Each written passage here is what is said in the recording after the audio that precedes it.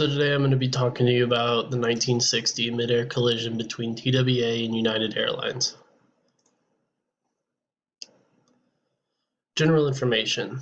The date was December 16th, 1960, and the airlines involved were United Airlines and TWA. The airplane types were a DC-8 and a TWA Lockheed Constellation. It was 5,000 feet over New York City. This is the DC-8. This is the Lockheed Constellation. What happened? United 826 is at 14,000 feet, cleared to descend 5,000, and ATC alters its route, shaving 11 miles off its course to the LaGuardia Airport. At the same time, TWA Flight 266 is passing through 8,000 feet, coming down to 5,000, inbound to Idlewild Airport. United is told to head to a certain fix and hold there until further notice, but the plane only has 2 navigational instruments and 1 is inoperative at the time. The DC-8 United flight is also traveling at a speed faster than what they should be and flies right past the fix it was cleared to hold at. A few minutes later, ATC advises TWA Flight 266 of traffic off to its right.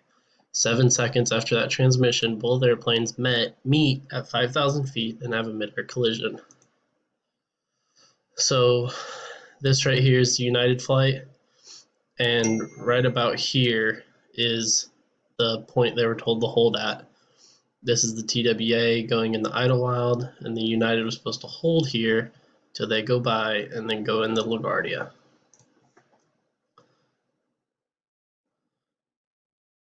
Upon collision, a jet engine on the United DC-8 tears through the TWA Super Connie and breaks the plane into pieces. The Super Connie goes down immediately, crashing into Staten Island's Miller Airfield, killing all 44 people on board. The United DC-8 is able to stay in the air for another 8 miles until striking a building in Brooklyn, causing an explosion, and the death of 90 people, including 6 on the ground. The root cause, United Flight 826 flew beyond where it was supposed to enter a hold. Active cause, United's high rate of speed and the shortcut clearance it was given are contributing factors to the cause of the crash.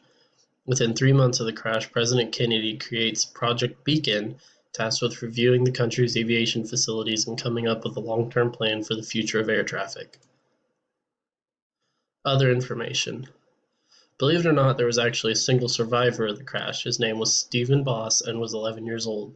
He was thrown from the United plane into a snowbank. He had been given a Christmas gift to fly alone from Chicago to New York.